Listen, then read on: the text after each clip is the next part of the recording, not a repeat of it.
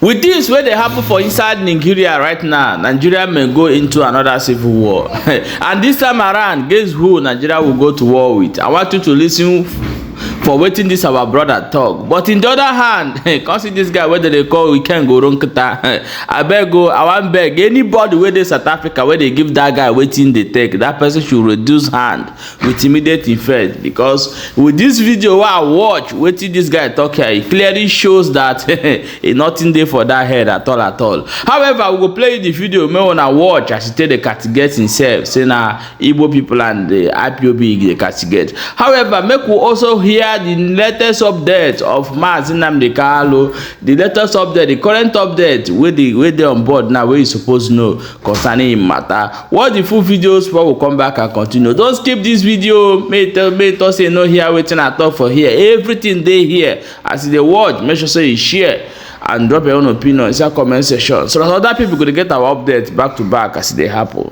We don't need Biafra agitators to come and protect any place in any. We don't need not just Biafra agitators. We don't need unauthorized security men and women to enter anywhere to protect anywhere, because these Biafra agitators, they are worse than Boko Haram.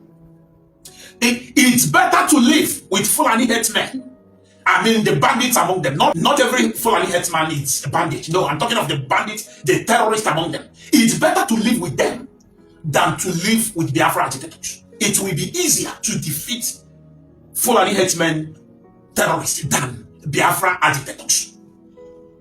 Biafra agitators are worse than demons. So, what I would suggest, let people arise. Identify yourself with the government, your state government. Protect your hometown. Don't let them in. But if you invite Biafra agitators, what happened to people of Osun will repeat itself. Any place, Onomel, these people invite. How about the first? You will think they're angels, but with time, you will see their real colors. You will see their rainbow colors. These people are demons. So my brother, don't blame us. If anybody's in doubt, or whether it's Fulani or not, don't blame the person.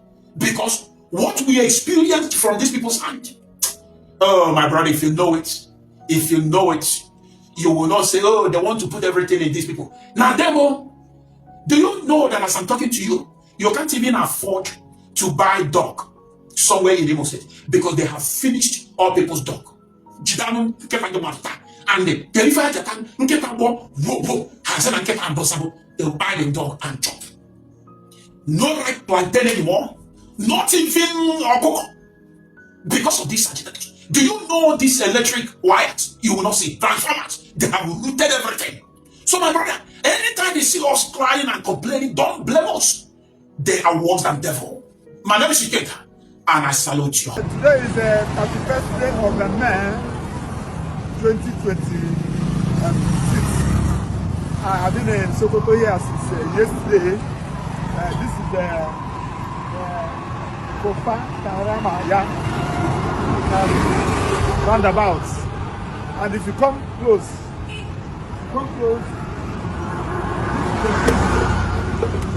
this is the place. This is the place to the prison where Mazinnamdikanu is being detained, remanded. There is serving his prison term. I just want to give you updates. Anything that you see in the social media, Mazinnamdikanu appeal, all those things are fake news. We have finished preparing his appellant brief. So I came to give him a copy for him to go through. Remember that we just do it and give it to him because he's representing himself. So the appellant brief will be filed on Tuesday. When we file the appellant brief, we will now give South federal government. Federal government will now file their own respondent brief. They will now file our own reply to the respondent brief. And if federal government, they also file a cross appeal. They also file their own cross appellant brief. We will also respond. When we exchange all these briefs, then we now apply for a date. They will now give us a date. The day the matter will be coming up, Mazinnamdikanu will be Sokoto here to come and argue his appeal because it is his constitutional right to represent himself, and he has been representing himself. So that just to keep you updated for those of you who have been calling to get updates. So that is the update. So the appellant brief now is ready, and we are good to go. So you can see Sokoto is a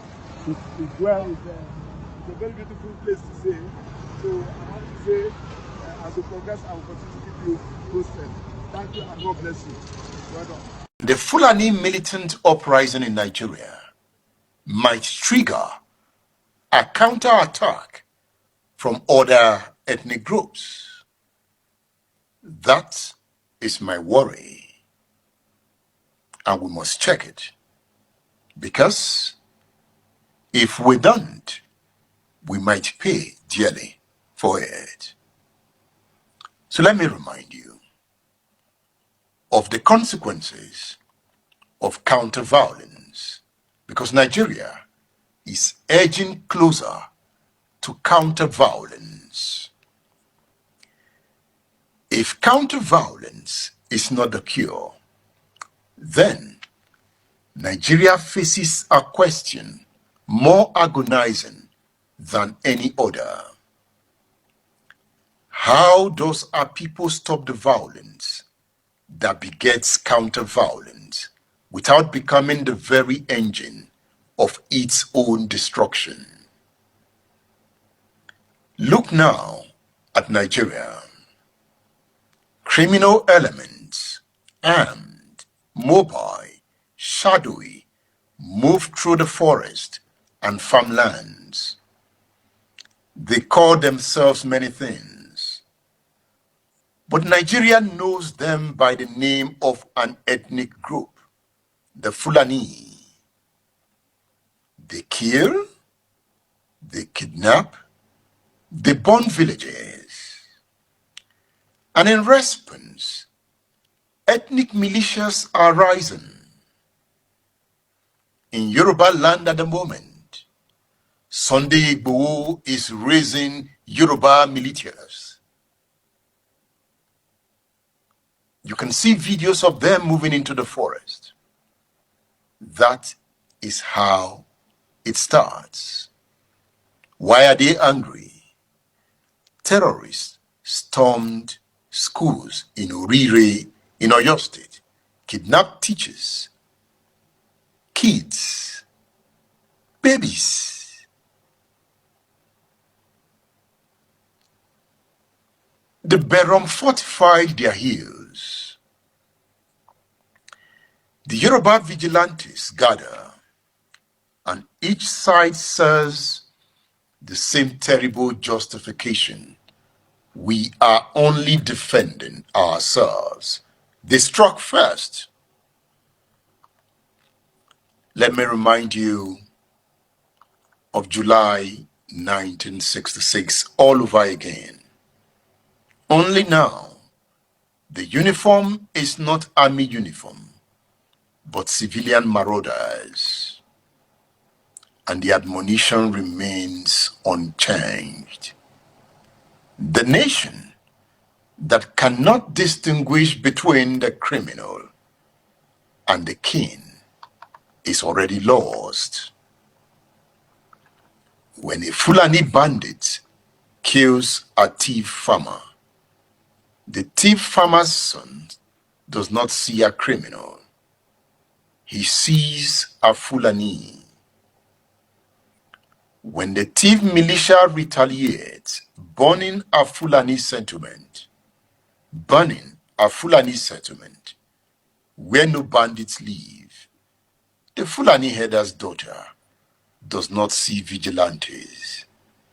She sees thieves, and in that moment, the actual crime, the original act of banditry, becomes irrelevant. What matters now is identity. What matters now is blood. What matters now is revenge that no one can stop. So, how does a nation break this circle without disarming the innocent? How does it stop the violence that leads to counter-violence? First, the state must reclaim its monopoly on legitimate force. This is not merely a political slogan. It is the very definition of a state. When citizens take up arms because they no longer trust the government to protect them, the state has already failed. But the answer is not to crush the militias with greater violence.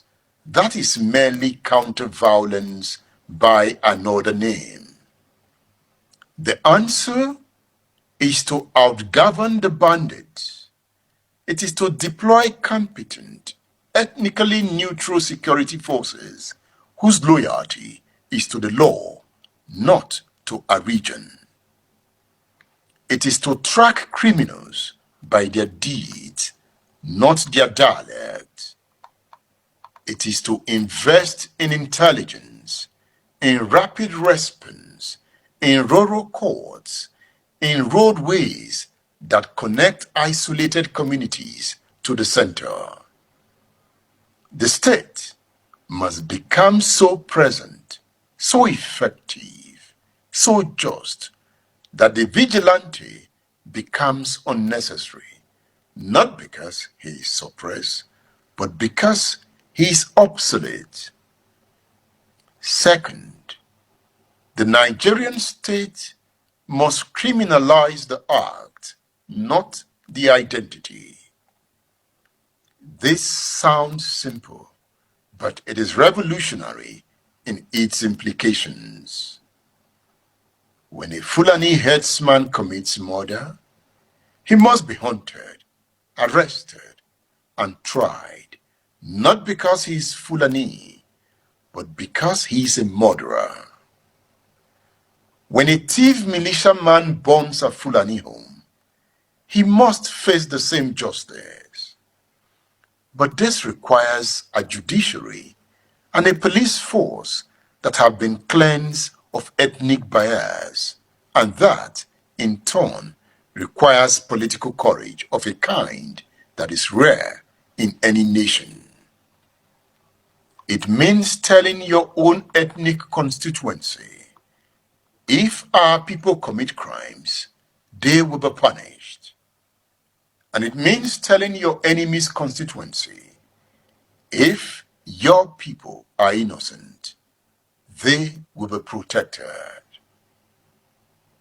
This is the only language that breaks the circle. Everything else is just war by other means. Third, and most difficult, the Nigerian state must address the ecological and economic roots of the violence. The Fulani bandits are monsters, no doubt, but they are also men whose traditional grazing routes have been blocked by farms, whose cattle have been stolen by climate change, whose youths have been radicalized by poverty and neglect.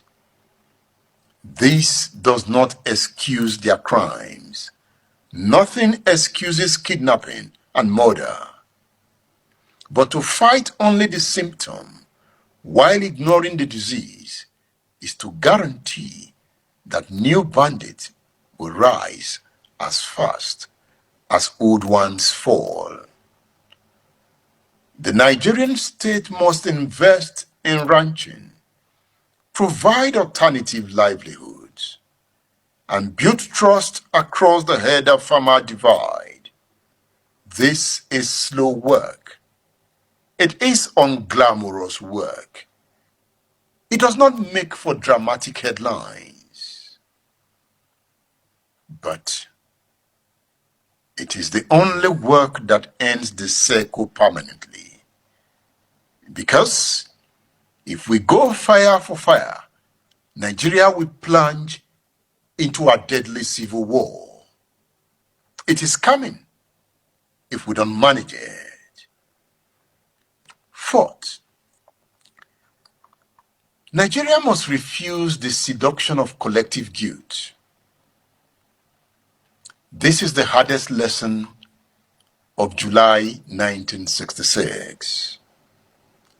Remember, after the first coup, Northerners blamed all Igbo. After the counter coup, Igbo blamed all Northerners, and 1 million died in a war that ensued. So today, when a Fulani bandit kills, the temptation is to say the Fulani are killers. When a thief militia retaliates, the temptation is to say that the thieves are savages.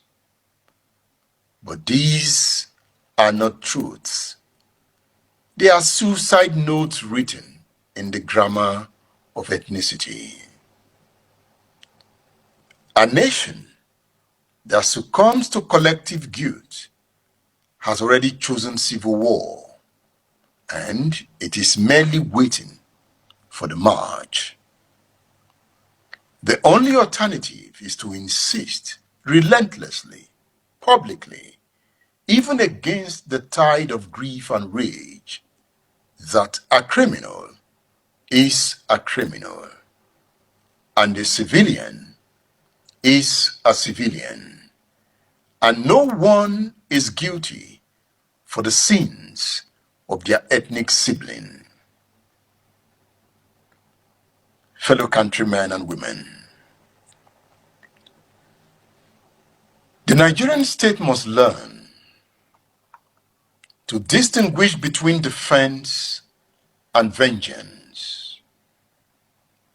Defense is the militia that stands at the edge of a village and repels an imminent attack. Vengeance is the militia that crosses into the next valley and burns a sleeping hamlet. One is the right of every human being. The other is the path to July 1966 and to every massacre that followed. The state must defend the first while prosecuting the second. And communities must learn to demand protection without demanding blood. Note, you cannot stop the circle of violence by choosing a side within it. You can only stop it by stepping outside of it, by refusing to let the criminal define your enemy, by insisting that justice is blind to ethnicity, and by building a state so strong in its fairness that no citizen feels the need to become a vigilante. This is harder than revenge. It is slower than rage. It requires patience, trust, and a kind of moral courage that is rare in any generation. But the alternative is not victory. The alternative is an endless July, month after month, year after year, each counter-violence birthing the next, until Nigeria becomes not a nation, but a graveyard of good intentions. And the only epitaph reads, "They struck first, so we struck back, and then we all died." Break the chain, not with a bigger gun, but with a better nation. A word is enough for the wise. Thank you for listening to me. I am Edmund Obilo. My people, now don't watch am as e take dey happen. Na so we dey bring am dey come. Share this video, drop your own opinion in comment section. Make sure say you are following our social media handles so that you get our update back to back as e dey happen. Stay tuned.